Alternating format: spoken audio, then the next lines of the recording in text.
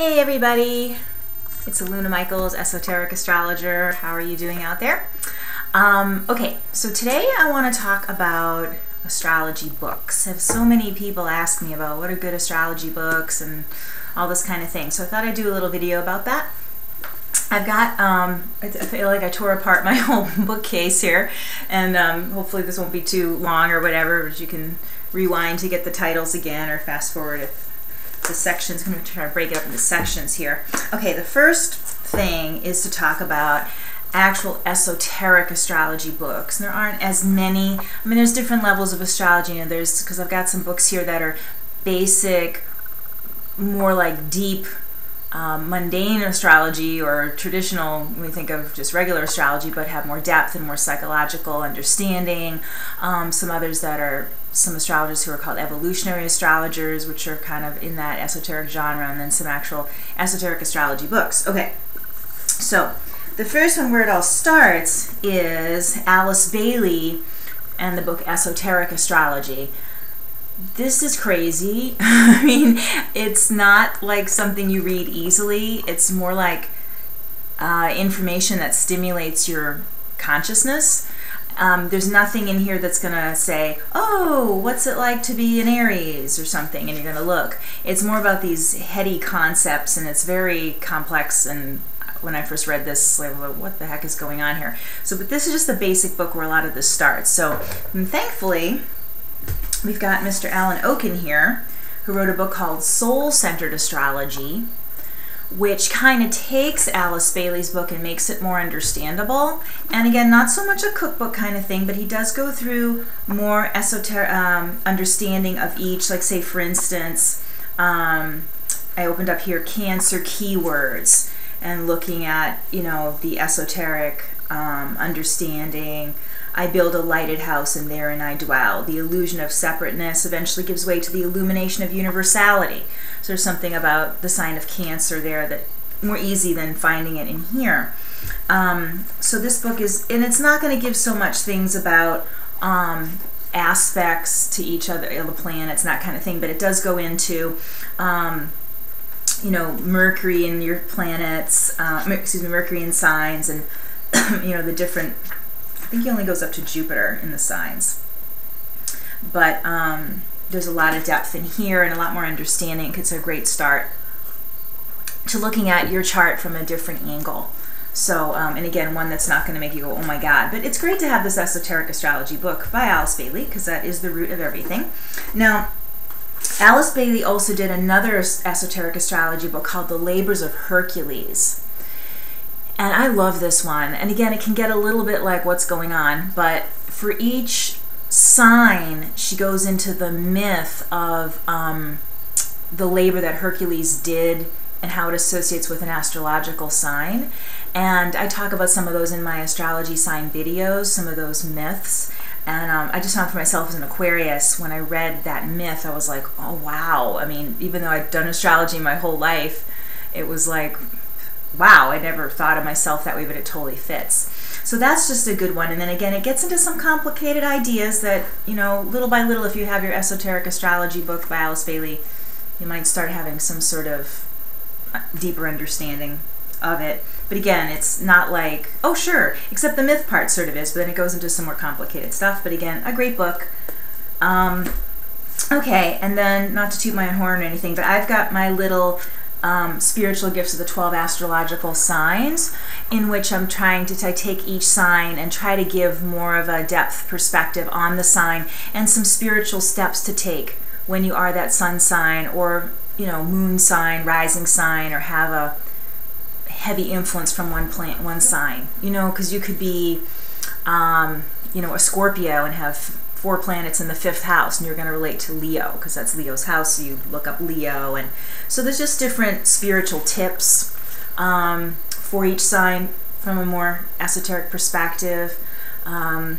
Maybe esoteric light, because I'm trying to introduce people to the idea of the deeper astrology in this book, and you can get that on Amazon or on my website. Ask me to send you the PDF, and we can PayPal and stuff. The other books I'm talking about probably on Amazon, or, you know, order from your bookstore or whatever. Okay, now we're going to go into ephemeruses. Try to get into maybe some people will say, how do I get started learning about astrology? Okay, this is my own preference, but I like, an ephemeris is a book that tells, like for instance, here's 1900 to 2000. An ephemeris tells you where all the planets are, from the sun out to Pluto, which we still consider a planet, you know, for that particular day, so you could look anybody up that you meet or whatnot. And then I've also got, I don't know why they don't go beyond 2050, but maybe to make the book a little lighter, eventually they'll have to come out with, you know, to the year 3000. I mean 2100. Oh, sorry, I'm bad at math. But anyways, I like the noon versions. A lot of people, there's midnight and noon versions of ephemerises. I like the noon because it kind of averages out. Like if someone's just telling you a birthday and the moon moves so quickly, I kind of like the noon because it gives me a medium kind of range about where the moon would be because the moon moves so fast. Here's the thing. I like this one that says Expanded Second Edition, and they're by Neil Michelson with the revisions by Pottinger, because in that edition, when the planets are retrograde, I don't know if you can see this, but they make them gray where the retrograde is. The newer versions say like the new American ephemeris, and I didn't like that because they didn't have the gray parts with the, I like to look down and see, oh, Mercury's going retrograde, and you can see it instantly. You don't have to look for the little R where it tells you where it's retrograde. So I've gotten some new copies of these. My ephemerises are always falling apart after a while because I use them so much, but I got them used on Amazon. Again, I wasn't crazy about that new American ephemeris, but the new one does have, you know, some different things with asteroids and stuff in it, which is great, but I wish they had left the retrograde because that, for me, primarily was really important with these editions. But you can, it's always good to have ephemerises on hand, you know, see where the planets are, or somebody you meet, you want to look them up. So those are my favorite ephemerises. Okay, now on to kind of beginner sort of astrology stuff or some basic things. Hang on a second, let me get these books. Okay, now some of these aren't going to be esoteric, but I just figured I'd show them to you. This book sounds so goofy, but actually is kind of great. It's called The Only Astrology Book You'll Ever Need. It's by Joanne Woolfolk. Not really the only book you'll ever need, but it's a really good start if you don't know anything about astrology, want to learn about houses and planets. And it's, again, it's kind of basic. It's not esoteric. It's pretty simple, but it gives you kind of a good overview if you know kind of next to nothing about astrology. And you know, I keep it here. I like clients come bring a friend, someone sitting in the living room. You know, they like to look at this one. So again, it's kind of good, you know, for getting started. Talks about rising signs and the moon sign and how that's different from the sun sign and things like that. So that's just kind of good stuff. On to a more deeper understanding of basic stuff. I've always loved this book. Again, not super esoteric, but definitely deeper. A Spiritual Approach to Astrology, Myrna Loftus. This one's kind of cool because when she does aspects, which are angles within your own chart, she kind of talks about it from a past life perspective a lot of times, and they're just, you know, not super deep. You can see, I mean, there's not tons of information on each one, but good enough. She even goes into inconjuncts with the planets, which some people don't, or quincunx that's sometimes called. So sometimes it's hard to find information on that, and especially from a spiritual angle, so it's kind of nice. What's also kind of cool is she goes into the planets and kind of their astronomical energy around them, or their astronomical qualities and how that affects the personality. Like she talks about the moon, that there's no wind or weather on the moon, so when there's an impact crater, that impact crater stays there, which is the idea that when things happen to us, the moon is our emotions, they're kind of, that experience is there, you know. So it's kind of neat how she links, you know, what the real planet is like connected with how the planet is astrologically. So, you know, I think I talked about that concept with the moon in my moon Cancer video. So anyways, this is a good one. Goes into sun in the houses and different planets in the houses, and so that's kind of good. Oldie but goodie. Here's another one, even older. Don't even talk about Pluto in here, it's so old. I think there's one chapter at the end with some later edition. But Isabel Hickey, Astrology, A Cosmic Science. I was fortunate enough to even know Isabel. She's one of the you know, I knew a lot of these astrologers because of my growing up with them when I was a little girl. But this is definitely an old book, but super. And it's got, again, the planets and the signs, angles to planets, and some of it's, you know, it's again deeper than some of the average astrology books, not esoteric, but she was definitely a deep thinker. So that's kind of a good one to have in your library. Hope you've seen these books. Okay. So that one's good. And I think, again, she's got the later, I'd say the newer editions have some parts about Pluto, but she originally wrote it before there was a lot of information about Pluto. I mean, of course, Pluto was discovered in the 30s, but she has a whole chapter on Pluto being discovered and how that affected humanity and astrology. I think she wrote the book in, oh gosh, I don't know, 60s or something, but astrology was just kind of getting in there with it. And speaking of Pluto, Jeff Green, this is for all you Scorpios, you probably already have it, Pluto Evolutionary Journey of the Soul. Awesome book, and goes into Pluto in your different houses and signs. Jeff Green is amazing evolutionary astrologer, just passed away very recently. Any book by Jeff Green is awesome. So again, that one's super, and Pluto's, love that one. Okay, now here is a book about aspects. I think it's one of my favorite ones. This is James Braha. I'm going to show you two books by James Braha. It used to have a different title, but it has a silly title now, How to Be a Great Astrologer.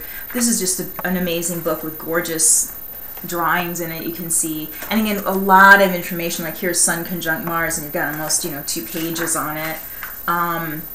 But this is, he's a Western astrologer, but also a Vedic Hindu astrologer, so he has it from both perspectives kind of in here, and in his transit book, which I'll show you in a second.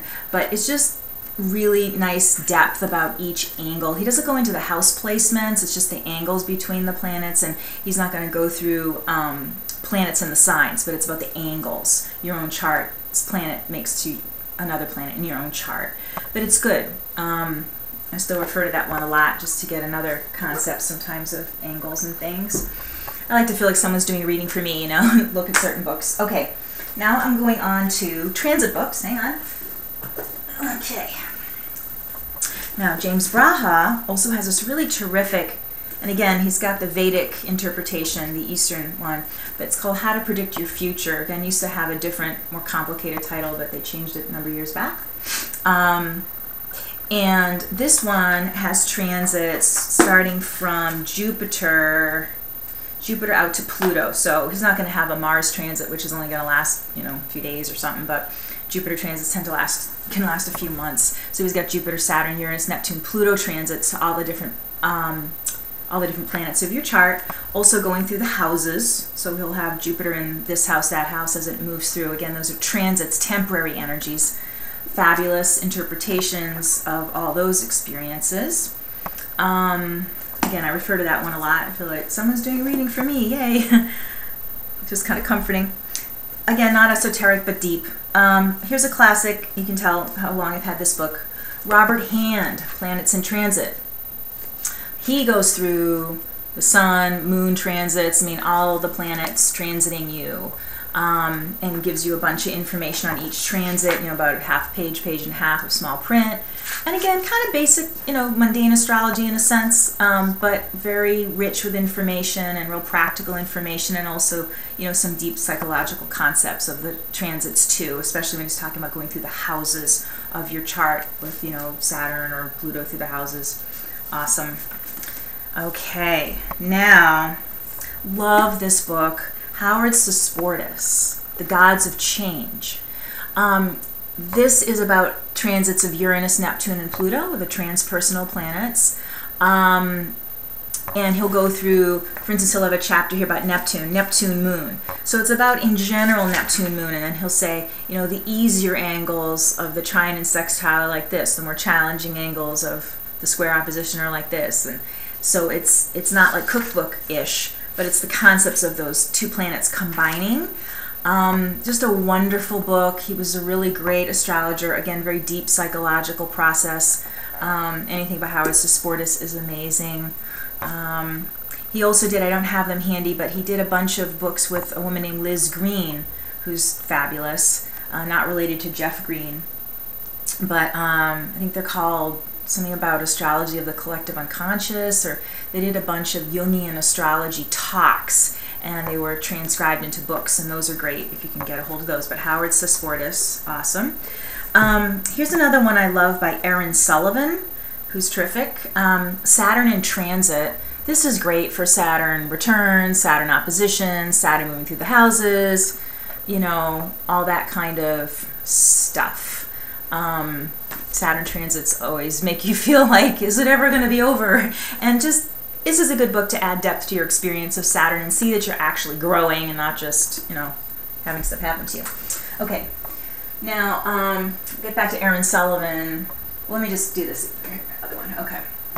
Also by Aaron Sullivan, retrograde planets. This is terrific, talks about retrograde planets in your own chart, but also retrograde planets when they happen in the sky, you know, like when Venus is retrograde, when Saturn retrograde, when Jupiter retrogrades. What does that mean? The portions of the retrograde in different sections, and help you utilize those time periods, but also understanding your own retrograde planets if you have any. Most people have at least one.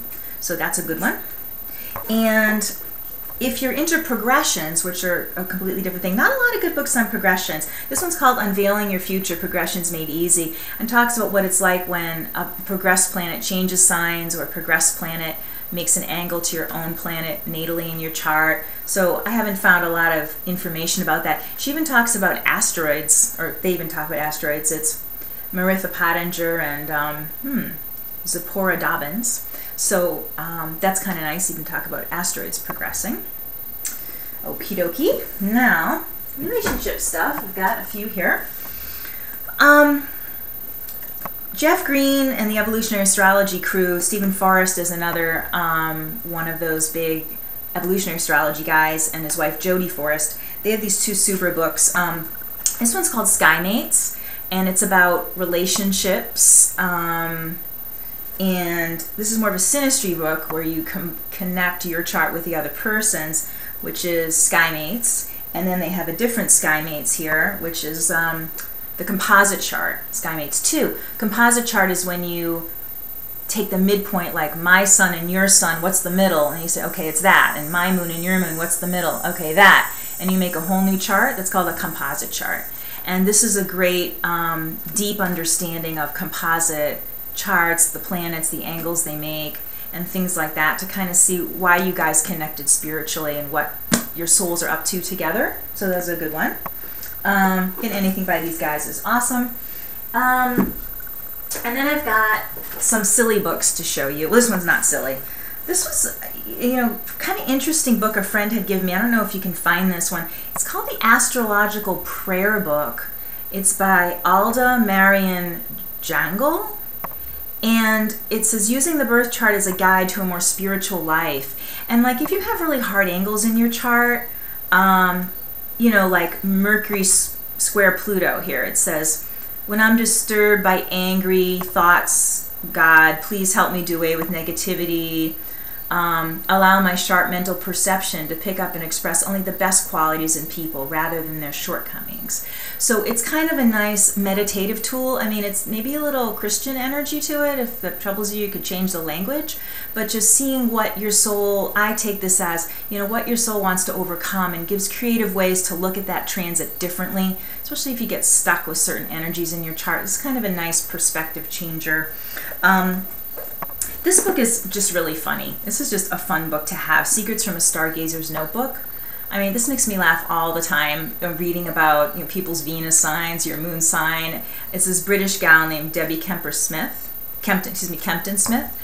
It's just fun. This is just a fun book if you know anything about astrology. It's a good mood lifter. And then I have these two like sexy astrology books which just crack me up. This is Sexual Astrology by Martine.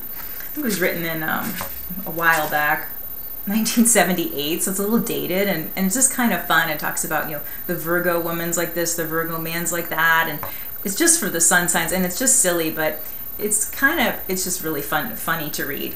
And another kind of dating astrology book that one of my favorite Aries guys that I read for. Seduction by the Stars. Ren Lexander, Geraldine Rose. This is just hysterical. I mean, it tells about the different signs and how to seduce them, and it's just funny. And then how to get rid of somebody if you're tired of a relationship. I mean, it's just very goofy, but it's worth a laugh. It's fun.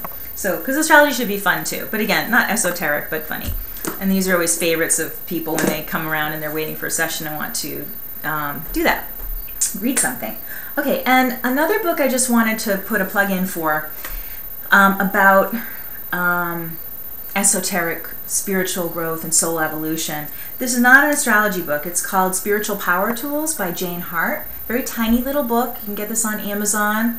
And it talks about soul evolution, which our astrology chart is always telling us how you are gonna best evolve, how you can most easily evolve and use experiences in your life. So this book talks about meditation techniques, the process of evolution and how that feels, and tools to move yourself ahead. So again, any sign can work with that one. So, okay, hopefully this isn't too long, but I tried to cover a lot. Again, I think if you're starting real basic, learning about esoteric astrology, I'd say Labors of Hercules, Soul-Centered Astrology by Alan Oken, Labors of Hercules, of course, by Alice Bailey. And, you know, in my book is real simple for that understanding. And knowing again that astrology is all about evolving. It's not about being stuck. It's not about being doomed to certain experiences. It's about growing and evolving and empowering yourself. And as you empower yourself through your chart, you're moving on to higher and higher vibrations of possibility of those signs, of those planetary angles, of those house placements.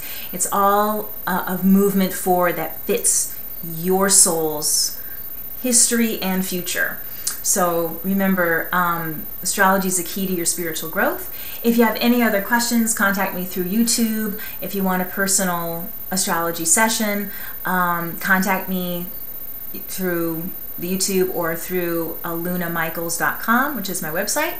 And wanted to talk really fast, but I still think this one a little long. But hopefully that'll give you some start of doing your own study from the own angles you're interested in with astrology. So have fun and see you next time.